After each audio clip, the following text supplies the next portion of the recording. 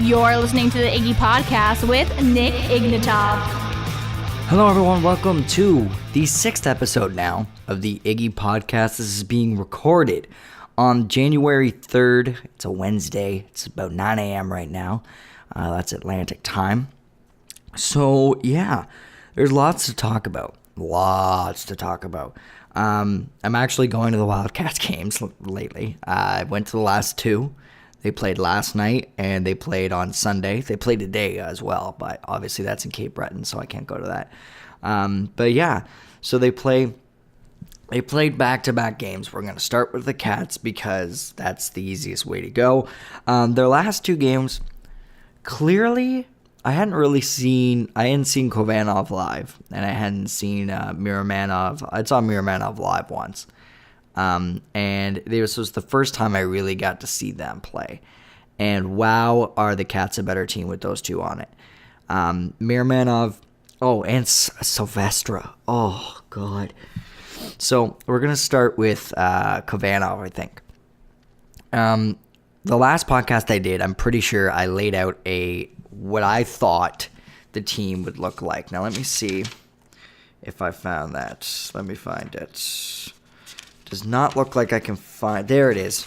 The new Wildcats lineup. So what I laid out on the table was Peltier, Cyr, and McKenna, with McDonald, Kovanov, and Tessier, Seitz, Campanelli, Pataki, and Kuzmin, Hudson, Dunda. Well, here's what they actually did. They put Kovanov on the left, Peltier at center, and McDonald on the right for the first line. So Jacob Peltier, who's 16, and in his first year is centering the first line. That's a heavy task for him. In this game, at least, the next line was Dylan Seitz, Jacob Hudson, and Brady Pataki. The third line, and again, this, just so you know, the way I'm going off of a program that I received at the game, and, they aren't set in stone. That's probably not that's not actually the second line. Okay, this is probably the real second line. Julien Tessier, Adam Campanelli, and Jeremy McKenna. Then they had Jacob Stewart with G. Blackmore and Daniel Kuzmin. Now, the reason why that happened, Mika Cyr is currently injured. We're hoping to have him back pretty soon. And in the game last night, both Dylan Seitz and Anderson McDonald were out with suspensions as well. So they had a very depleted lineup the other night. But that's a very different lineup than what I predicted. But they still kind of did the same thing in putting their offensive players definitely up at the top and letting the more two-way guys in the bottom. Also, their defense pairings, which changed a lot. So I'm not going off of these defense pairings, but they started with Silvestre and Welsh. But that didn't last long. It was very clear that Aspiro and Welsh have too good of chemistry to separate them, so they kept them together. And then they kind of went with Silvestre and Miramanov. And then they went with Tucker and Arsenault at that game.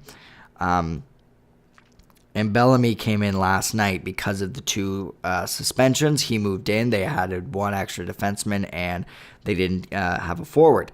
And also keep in mind, Lecoutre was still in the World Juniors. He's now eliminated as he was playing on Team Switzerland. But 2 assists for him in the tournament, by the way. Good for you, man. That's amazing. And so that's pretty much, I was way off, except for the Welsh Aspiro thing. And again, now that Lecoutre's back, we don't know exactly what they're going to do. The Kudra may be there, but it seems like they want to keep either Arsenault or Tucker in the lineup. So I wanted Bellamy there because I think it's better to have him than, say, a Tucker or an Arsenault. But I also had Dunda there, and they released him. So my lineup is way different than the real lineup. But it's interesting to see where this team is going, and I think they have a very clear goal.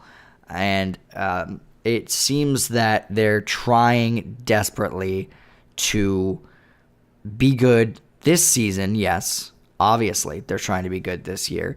But it also seems like they're really trying to go for next season. That's really the season I think they care about. It's not this year, it's next year. And once they get that, and it's mostly because of the, let's not kid ourselves, it's pretty much 100% because of it's pretty much 100% because of the Memorial Cup. They think they have a real shot in a few years, like next year and the year after that, but not as much this year. And that's kind of demonstrated to me by the guys that they have that are 20. The two guys that they've got are Miramanov and Nick Welsh. I believe those are the only two guys that are 20. Let me make sure about that, but it looks like it. It looks like those are the only two guys that are in their 20s right now. Let me make super duper sure. See, it always has birth date, I guess, but not the actual. Okay. So yeah, that pretty much seems like those are the only real 20-year-olds on the team, and the rest of the team, you're going to get them back for the next few years. At least that's their hope, right? So it seems like their plan is to let those guys play out, and then they'll move on the next year with better players. These guys will get better and better, and because the way the CHL works, in case you don't know, is teams know they're going to go for it. They have about 2 or 3 years to compete, and then all their players get too old, so they have to leave, because 20 is as high as you go in the CHL. So most players get drafted around 16, and then they probably don't play when they're 16. Then they get to 17, then they get to 18, then they're drafted by the NHL, then 19, and then 20. So most 16-year-olds don't play, and if you're good enough at 18, you might be in the NHL. So some of your best players you only have for 1 or 2 seasons, maybe even 3 max, right? Well, teams all over the league right now are breaking the bank for big players.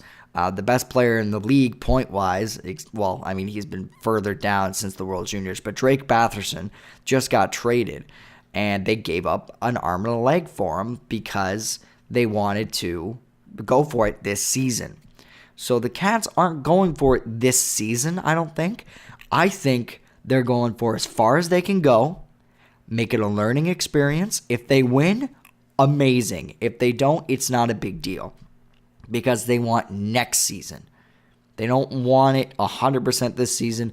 They're going to be competitive, and they want to be competitive, but they're not going for it this year. It's not do or die this season. And I think the biggest evidence of that is Liam Dunda. They got rid of Liam Dunda, and what they said was it was because he was 20 and they wanted to give their minutes to the younger players. So I'm assuming the younger players are Jacob Hudson, and maybe, I mean, it wouldn't be Peltier, but I'm assuming it's Jacob Hudson was the guy that they felt wasn't getting enough minutes, and that's who has really moved up.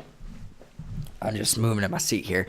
And that, I think, was a big up for them, was just being able to say, all right, we got to get rid of this guy. We're going to switch it with this guy. And basically, it seems like they're trying to develop a core for the next 1, 2, 3 years.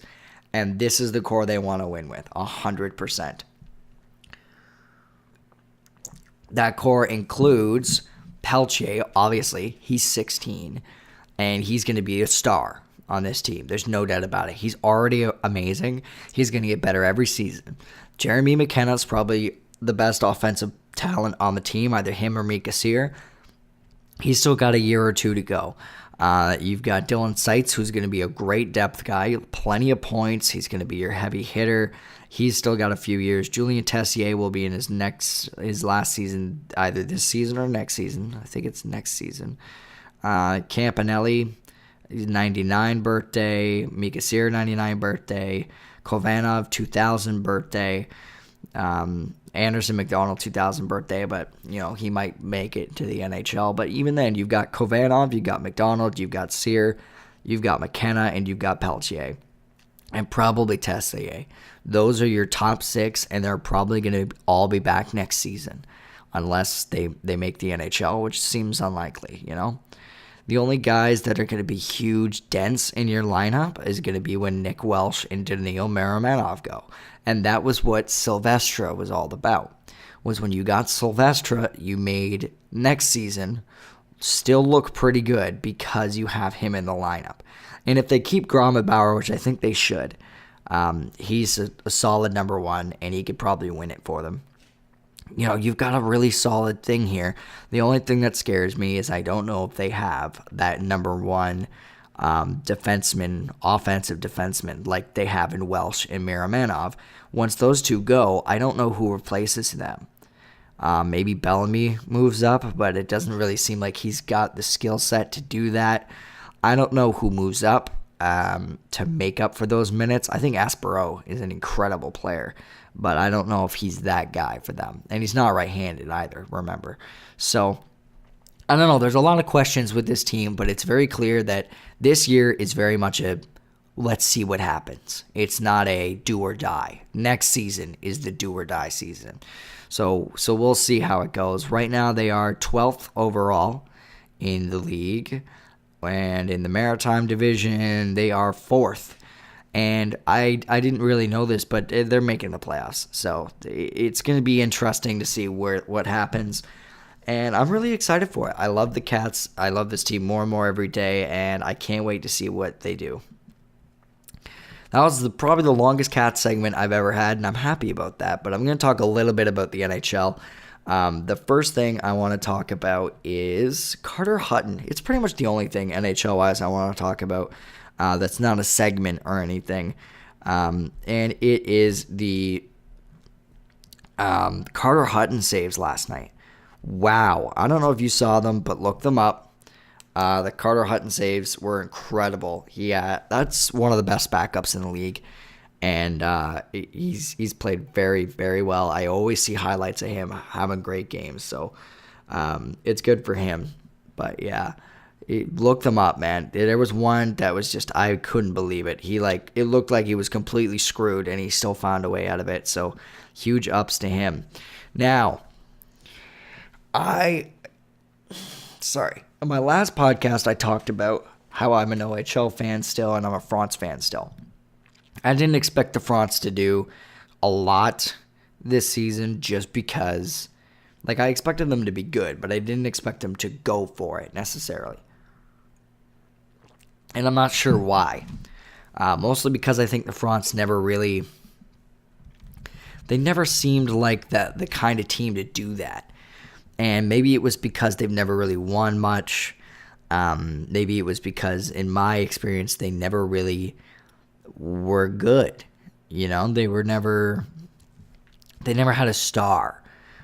In my experience, they never really, for the majority of when I was a kid, the only star they ever really had was Anthony Stewart. And that didn't really go well, Now they have guys like Lawson Krause, Sam Bennett, Erica Branson was probably the biggest one. And that was really all they had. And now they have a guy they have a lot to look up to and a lot to look forward to. And this is the year that they need to win. This is it. And the reason is they have the best goalie in the league, Jeremy Helvig, 1997, which means he's 20. This is your last chance, pretty much. He's 20. He's not coming back, so you better make it count. And they have a few other guys that are older, and they want to make sure that they really capitalize on this opportunity. Let me look at Jason Robertson's 99 birthday, so he's probably staying for at least another year or two. Linus Neiman's in 99 as well, so I think they'll be okay next season. But the problem is they're losing their starter, and that's never good. So now they have made a huge deal to show this is it, guys. We're going for it. And that's that, it's, I can't believe it happened. I'm not even going to lie to you. I can't believe it happened. But I'm going to look at the standings before I do so. So, in the Eastern Conference, they are currently 4th. They're 4th in the East. And they decided that they're going all out. That's really shocking to me. 4th in the East and 8th in the league. Wow, London all of a sudden is really good. I thought they had a bad start to the year, but anyway. Shocker, London's good. So with that just proves that they're really going for it hard. They're 18, 12, 3-3. So 583 save percentage. They're pretty good, man. They're having a rough patch recently. 4-5-1 their last 10. So the deal they made was with the Windsor Spitfires, who are surprisingly also really good. They actually have more wins than the Fronts. Yeah, they have one more win than the Frontenacs.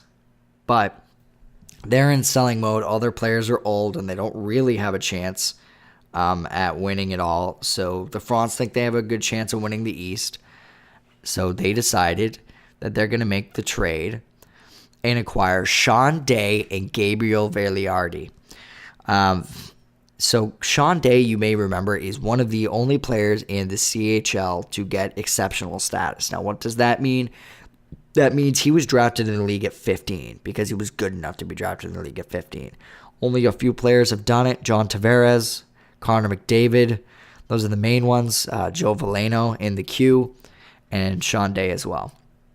And Gabe Vegliardi, you may know because he was drafted 11th overall in the NHL draft this year to LA. So he's a big deal as well. And a lot of people said he fell way farther than he should have.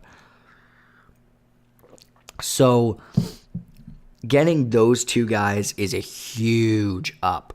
Sean Day is an incredible defenseman, and he's a good puck mover. Having him on that team really boosts their offense. Gabriel Vegliardi is a centerman. Now you got him probably centering Neiman and Jason Robertson. You might have the most offensively potent line in the OHL, and that's incredible. So what did they give up? Now, this is what I find just straight up goofy. It's goofy. When teams make trades in the CHL, mostly in the CHL, they, again, as I said earlier, they don't care about their future because they're going for it now. So they have 1 or 2 years to win, and that's that. So what they traded was Cody Morgan, who was, I believe, their first-round pick this year. They said straight up he's a great player, but it's the price you have to pay. They traded their Mississauga's second in 2020, their third in 2020, their second in 2022, their second in 2024, their second in 2025, and then 3 conditional picks, meaning their third in 2023, their second in 2027, and their second in 2028. Now, I don't 100% know the conditions on that, but what I read was that it depended on whether Vegliardi was playing with the LA Kings next season, which is fair. You know, if he does end up making the team, which seems unlikely, but I mean, 11th overall, it's possible. If he makes the team, then they don't have to give up those 3 extra picks. If he does, then they do. Like if he's on the Fronts, then they have to give up those 3 extra picks. That's what I'm going to assume the conditions are. I do not know for sure, but that's insane. Those 2 players are still here for 2 years, I think. Sean Day, again, it seems like he's been in the league forever, but he was in when he was 15. So both those guys won the Memorial Cup with Windsor last year. Huge deals. I don't think Kingston has made a deal this big since Michael Del Cole. And that didn't work out for them. Hopefully this one does. I really want to see the Fronts do something in the playoffs, make some damage, because they haven't really done much in the playoffs for years. So now's the time. Let's do it and get it done, man, because I am so excited about this team. And I, as a huge Fronts fan as well, I hope they do it, man. I hope they make the playoffs and they do some real damage with Vegliardi. Last point on Vegliardi, he has not played a game this hockey season. He was injured, I think, in an LA Kings camp, and he's been with them ever since. Since he got injured with them, they had to take care of him before they sent him back to the O, I believe is the rules. So he's back now, they think, and he'll be able to play very soon, if not right away. Like the next game they play, I mean. And he said it's going to be rough for a bit, so we'll see how it goes. Also, last note on the OHL, Sault Ste. Marie is now up to 23 games straight. 23 games in a row they have won. How insane is that? All right, now that all that's done, last thing I want to talk about before I get to my GD move of the week is the World Juniors. I haven't watched it because I'm a stinky poo-poo head. I haven't watched it because I'm evil. I don't know. I've just had other things that I've been doing, and now I'm gonna watch every elimination game. I couldn't watch the one yesterday because I was working with the Cats, but they showed the game on the Jumbotron, so I watched a bit of it. And Canada looks good.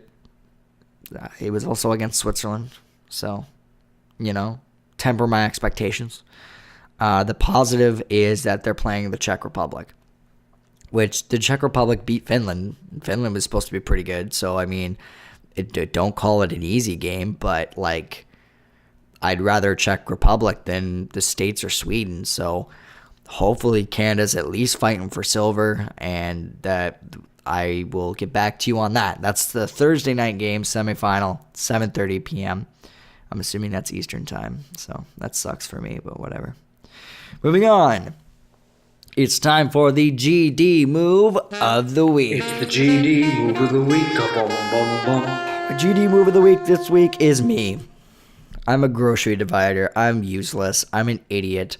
And why is that? Because I thought the Vegas Golden Knights were actually bad. And I thought they would be second last in the league. I thought it would be Vancouver, Vegas.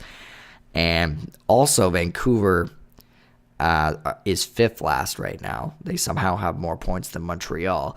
But the point remains that Vegas is second in the league. In the league, guys. Not in their division, not in their conference, in the league. And what blows me away, they're currently on an 8-game winning streak. And it's not like they're facing bad teams. They beat, who did they beat last night? Oh, God. It was a really good team, too. That's what I was going to bring up about it. Oh, who did they beat? Where is it? Show it to me. I know they beat the Leafs last night. Not last night, the other night too. And that was impressive. How come I can't find it right now? This is weird. There, it was Nashville. They blanked Nashville last night. Of course, it's the last one on the bar. They blanked Nashville 3-0. And, if they beat the Leafs, I'm impressed. But the fact that they beat Nashville and shut out Nashville, that impresses me more because I think Nashville's the better team. But that's incredible and good on them. I can't believe this is happening. I can't believe that they have one game in hand and are 4 points back of the team that everyone says is God, which is Tampa Bay. And it's just insane. There are so many amazing things about them, but I'm still not done talking about Vegas. They're my other section as well, but wow, just incredible and good for them, man. I was way off on my prediction of them. Way off. Moving on to Leafs talk. We're going to Leafs talk, guys. Last night they played Tampa. They lost to the better team. As I said, Tampa is God. They're amazing. And it's a game that I'm not really that sad about. I didn't watch the game either. I just watched the highlights. I meant to watch the Polak thing. I didn't watch the Polak thing. So let's do a little thing here. This is a little fun segment. How about this, guys? Let's watch. All right, so something weird happened, and the recording crashed. So I did watch the Polak thing live already. I wanted to watch it live and give you a live reaction, And I can't do that because I did, and it just refused to record. So that really grinds my gears. But I'm so cool. The point remains that I think Polak did the right thing, and I'm fine with him defending Freddie's honor. I think Nemesnikov did not need to shove Freddie there. He's a goalie. You treat the goalie different than you would a player. You get tied up with him. You don't shove him. If it's a player, sure, it's the goalie. It's different. You don't do that. My other comment I made that was deleted was I think the Ronaldo thing is a bit overblown. Overblown. By that I mean I think that he jumped to a decision too quickly, but I think he has to defend himself because he just does. I think he wasn't looking at who was coming at him or anything. And does it suck? Yeah. Should he have got suspended? Yeah. 6 games? No.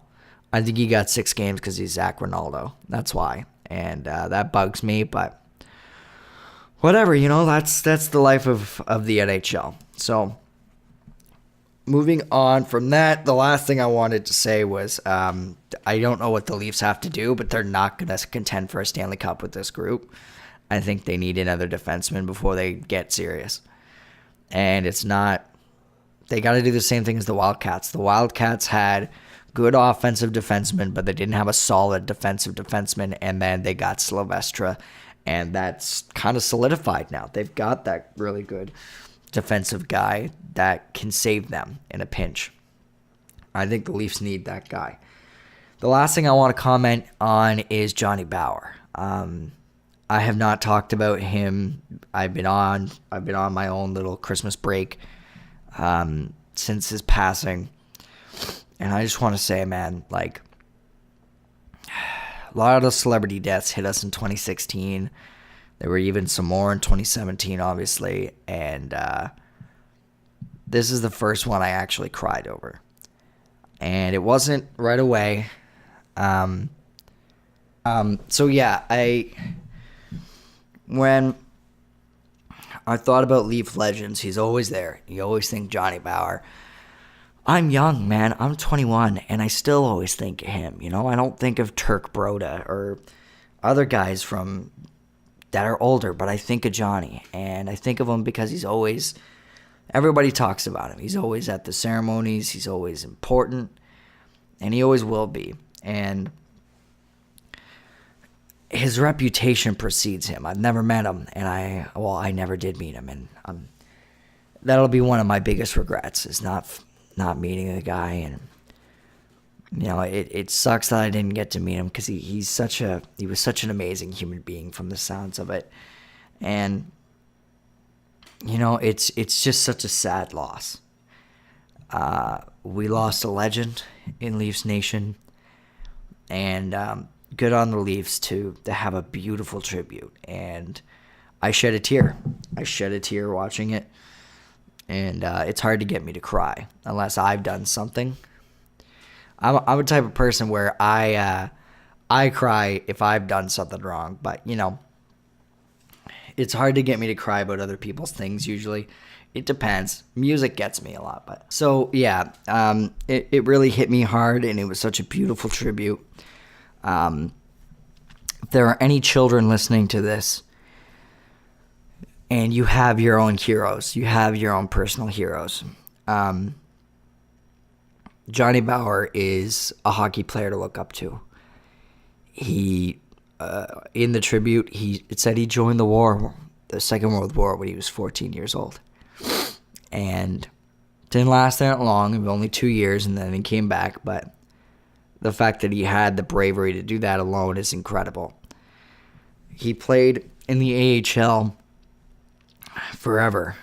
He had more AHL games than he had NHL games in his career. And he got his first job with the Leafs when he was 34 years old. And he won 4 Stanley Cups after that. So if you want to look up to someone for determination, a man that never gave up on his dream, a man that fought for everything to get what he wanted, it was Johnny Bower. That man played in the AHL forever, and it paid off. And it just shows, man, never give up on your dreams, And that's a guy that you should look up to. Was always kind, hardworking, and just an all-around great guy. Was he the best player the Leafs Nation ever had? Was he the best goalie Leafs Nation ever had? No. But everyone talks about him. And why? Because he was such a great individual person. So, not that anyone, I'm not a big person, obviously, in the podcast world. But if I was, I would dedicate the entire episode to Johnny. I still dedicate this episode to Johnny. It just doesn't hold as much weight. And I wish it did. But such a great individual person, My can they do it this week is, can Vegas win the cup? No. End of that segment. End of the segment. Don't even play the intro. Okay, play the intro. Can they do it? Maybe. In all seriousness, no, I don't think they can. And it's simple because regular season teams that do well do not mean they do well in the playoffs. That's just how this thing works. Chicago almost rarely was first overall when they did really well in the playoffs. And yet they did well in the playoffs every year. So I still see, if it's a Chicago-Vegas series, I still pen Chicago as the favorite. So that's just my feeling. And again, maybe when Vegas wins the cup, my GD move of the week will be me again for saying that they can't do it. So, the last thing I want to talk about, and you can turn it off now if you don't want to hear anything other than sports. I'm just giving you a thing now because it's long overdue. Everyone's talking about it. You're probably annoyed by it by now, but I'm going to talk about Logan Paul. And I want to talk about this because everyone's talking about it, and I want to give my 2 cents in just because I feel like it. It was disgusting what he did. I don't accept his apology. I don't think anyone should accept his apology. And the people that are saying, well, he made a mistake or whatever, and he apologized for it, so you need to be the bigger person and accept his apology. No, I don't. I don't need to accept his apology. If my girlfriend cheated on me, it would take me years to accept her apology. Why do I have to accept this man's apology for literally using a human being that is dead, a corpse, as clickbait? And calling him a corpse is terrible because that man was a human being. He might have had a family. He might have had a wife and kids.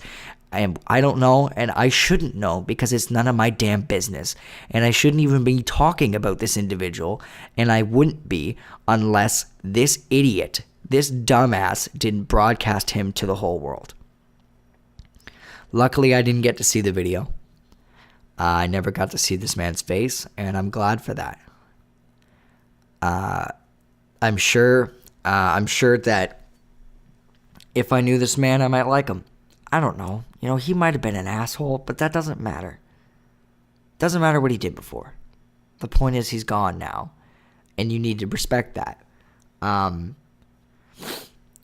If you were at your grandma's funeral, if your vlog, Logan, was that your grandma died, would you post a selfie with the open coffin?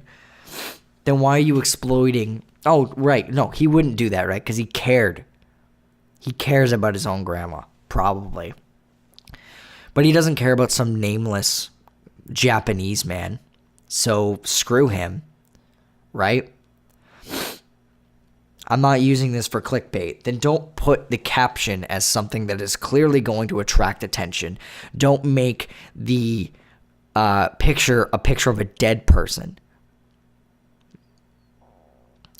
And to me, I think the other person that really needs, and okay, here's the other thing.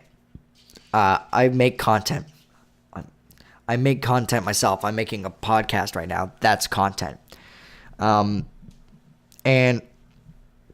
when I make this podcast, I write down my ideas. I write down what I'm going to talk about.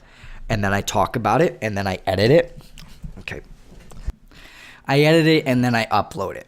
I usually listen to it, and I don't really have to edit it much, but so let's recap. I think about the ideas, I write them down, I record, I edit, I upload. 5 steps. I'm assuming a vlog is pretty much no different, besides the fact that he had to travel to Japan, openly think about going to this place, figure out what he wanted to show, what he wanted the idea to be. Then once he actually went there, saw this person, decided, let's keep filming. So we kept filming. Then he decided, yeah, no, that's fine. We'll keep that. That'll be the video. Then he edited the video to explicitly show this man on numerous occasions, zoom in on him and all this, edit the video together, and then upload it. That's 5 steps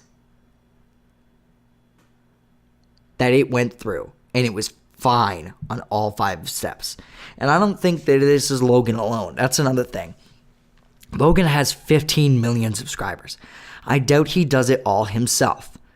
That is too many subscribers to go through one guy. He's got to have people that help him edit. He obviously was with people there, so they obviously help him out to some occasion. Someone was obviously filming. You know, he's not alone in this stupid decision. It's not on one guy. It's on a bunch of idiots that this went through. It's through them all.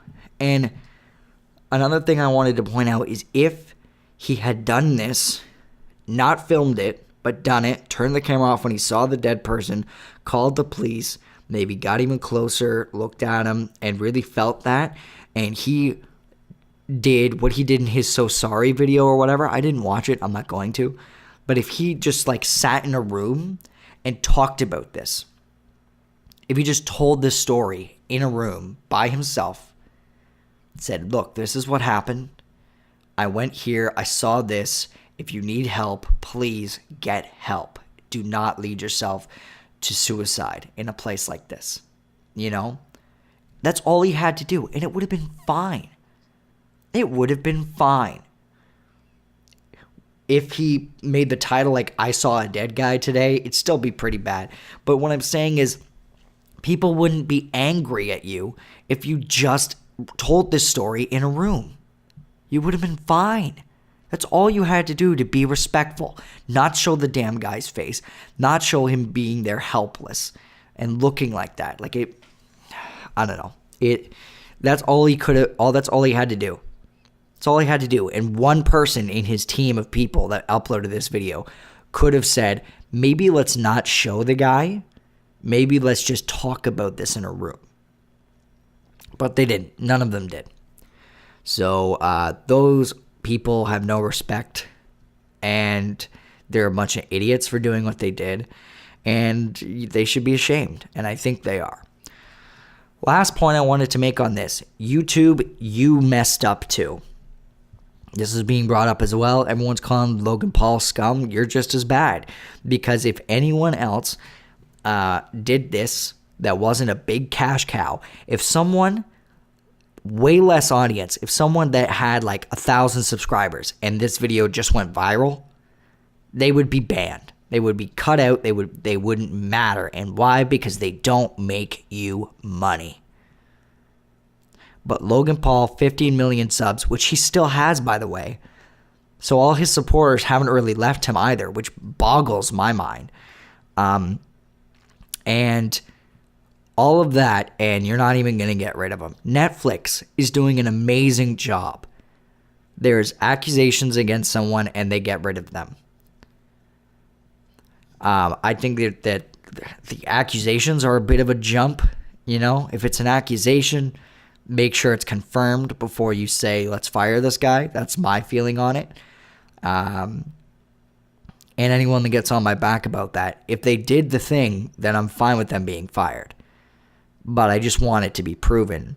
That's all. Accusations are accusations. I can accuse you of being anything, and that doesn't mean that you are that thing. It has to be proven.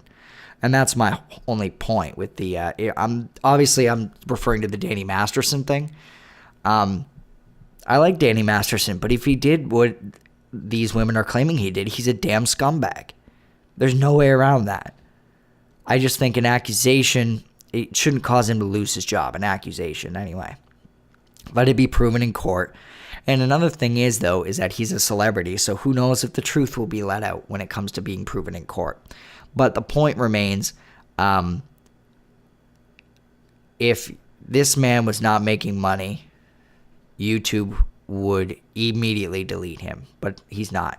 It's the same thing with Twitter and Trump. Trump has said so many things. What he just said about Kim Jong-un was unbelievable, and he's probably never going to be taken off. So, it just really bugs me that one of the top streaming services, the top streaming service in the world, the Netflix, has the balls to do something like that, and YouTube or Twitter even doesn't, and that really upsets me. So YouTube, you need to check yourself, because that's pathetic. People that subscribe to him, look, man, I'm not saying that all you're scum, but can you at least, I get it, the whole he made a mistake or whatever. He may not be a terrible person. He may not be. He did a disgusting thing. And the thing that matters, I think that a big thing in today's society is being held accountable for that. And I don't think you supporting him is him being held accountable. You can still watch his videos without subscribing to him. You know that, right? Just unsubscribe to the guy or something, just to show that you don't support what he did. And if you want to keep watching his videos, do it. I don't care. But you have to understand that he did a scummy thing. And you know what? I love Louis C.K. I love him to death. He's one of my favorite comedians of all time, second to George Carlin. He did a terrible thing. He did. He admitted it. Am I still going to watch his comedy specials? Yes. But he did a terrible thing. I'm not sure if what he did was worse than Logan Paul, but he did a terrible thing. No, it's definitely not worse than Logan Paul. What he did was terrible, but it wasn't broadcast to millions of people. He didn't exploit a dead person to millions of people. God, what Louis did was so bad, though. That tore me up, too. I was really sad for a few days after that, because I held this guy up to such a hero status. And he's not. And I think a lot of people need to understand that, because a lot of the people following him are younger people, and I'm talking Logan Paul now, and they hold him up to the status of hero, and he's not. He's an idiot that he did this. Wow, that was a big rant. I didn't expect to get into that. I'm sorry. I'll hashtag stick to sports. But I had to get that out, because I've thought about that for so long, and I can only tell my girlfriend the same thing so many times before I need to get it out and tell other people.